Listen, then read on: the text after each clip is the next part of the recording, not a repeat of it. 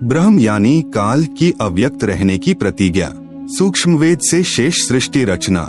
तीनों पुत्रों की उत्पत्ति के पश्चात ब्रह्म ने अपनी पत्नी दुर्गा यानी प्रकृति से कहा, मैं प्रतिज्ञा करता हूँ कि भविष्य में मैं किसी को अपने वास्तविक रूप में दर्शन नहीं दूंगा। आप सुन रहे हैं जगत गुरु तत्वदर्शी संत रामपाल जी महाराज द्वारा लिखित पुस्तक ज्ञान गंगा का पेज नंबर 32। जिस कारण से मैं अव्यक्त माना जाऊंगा। दुर्गा से कहा कि आप मेरा भेद किसी को मत देना, मैं गुप्त रहूंगा। दुर्गा ने पूछा कि क्या आप अपने पुत्रों को भी दर्शन नहीं दोगे? ब्रह्म ने कहा, मैं अपने पुत्रों को तथा अन्य को किसी भी साधना से दर्शन नहीं दूंगा, यह मेरा अटल नियम रहेगा। दुर्गा ने कहा, यह तो आपका उत्तम नियम नहीं है जो आप अपनी संतान से भी छुपे रहोगे। तब काल ने कहा, दुर्गा मेरी विवशता है, मुझे 1 लाख मानव शरीरधारी प्राणियों का आहार करने का श्राप लगा है। यदि मेरे पुत्रों यानी ब्रह्मा, विष्णु, महेश को पता लग गया तो ये उत्पत्ति, स्थिति तथा संहार का कार्य नहीं करेंगे। इसलिए यह मेरा अनुत्तम नियम सदा रहेगा। जब ये तीनों कुछ बड़े हो जाएं, तो इन्हें अचेत कर देना, मेरे विषय में नहीं बताना, नहीं तो मैं तुझे भी दंड दूंगा। दुर्गा इस डर के मारे वास्तविकता नहीं बताती। प्रमाण, इसीलिए गीता अध्याय 7 श्लोक 24 में कहा है कि यह बुद्धिहीन जन समुदाय मेरे अनुत्तम नियम से अपरिचित हैं कि मैं कभी भी किसी के सामने प्रकट नहीं होता, अपनी योग माया से छुपा रहता हूँ। इसलिए मुझ अव्यक्त को मनुष्य रूप में आया हुआ अर्थात कृष्ण मानते हैं।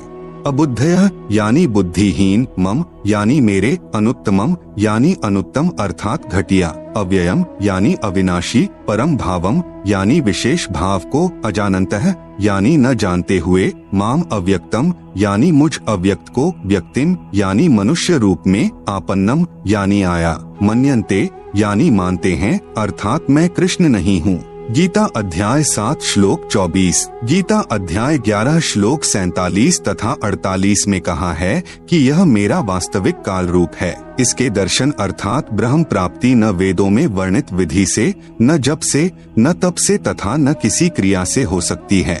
जब तीनों बच्चे युवा हो गए तब माता भवानी यानी प्रकृति अष्टंगी ने कहा कि तुम सागर मंथन करो। प्रथम बार सागर मंथन किया तो ज्योति निरंजन ने अपने श्वासों द्वारा 4 वेद उत्पन्न किए। उनको गुप्त वाणी द्वारा आज्ञा दी कि सागर में निवास करो। 4 वेद निकले वह ब्रह्मा ने लिए। वस्तु लेकर तीनों बच्चे माता के पास आए तब माता ने कहा कि 4 वेदों को ब्रह्मा रखे व पढ़े। नोट, वास्तव में पूर्ण ब्रह्म ने ब्रह्म अर्थात काल को 5 वेद प्रदान किए थे, लेकिन ब्रह्म ने केवल 4 वेदों को प्रकट किया, 5वां वेद छुपा दिया, जो पूर्ण परमात्मा ने स्वयं प्रकट होकर कबीरगिरभी अर्थात कबीरवाणी यानी कबीर वाणी द्वारा लोकोक्तियों व दोहों के माध्यम से प्रकट किया है। दूसरी बार सागर मंथन किया तो 3 कन्याएं मिली। माता ने तीनों को बांट दिया। प्रकृति यानी दुर्गा ने अपने ही अन्य 3 रूप यानी सावित्री, लक्ष्मी तथा पार्वती धारण किए तथा समुद्र में छुपा दी।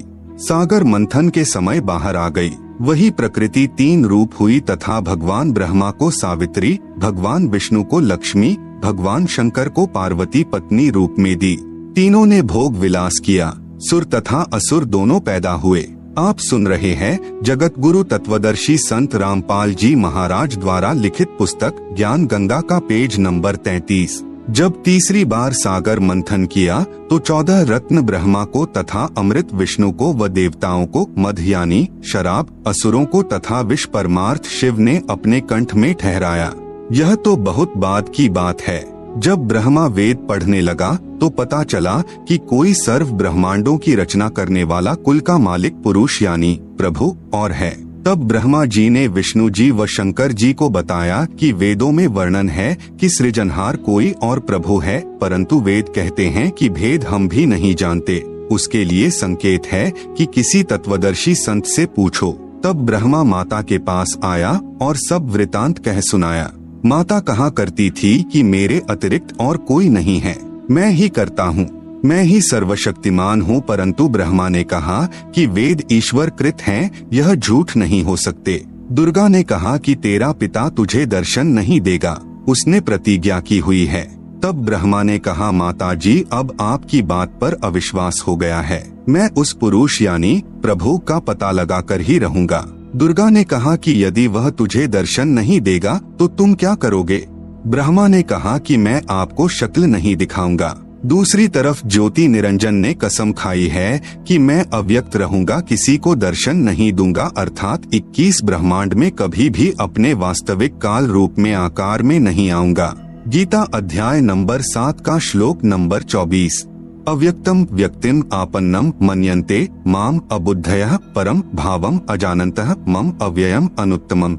अनुवाद: अबुद्धयः यानी बुद्धिहीन लोग, मम यानी मेरे, अनुत्तमम यानी अश्रेष्ठ, अव्ययम यानी अटल, परम यानी परम, भावम यानी भाव को, अजानन्तः यानी न जानते हुए, अव्यक्तम यानी अदृश्यमान, माम यानी मुझे काल को, व्यक्तिम यानी न रूप आकार में, कृष्ण आपन्नम यानी प्राप्त हुआ, मन्यन्ते यानी मानते हैं। गीता अध्याय नंबर 7 का श्लोक नंबर 25।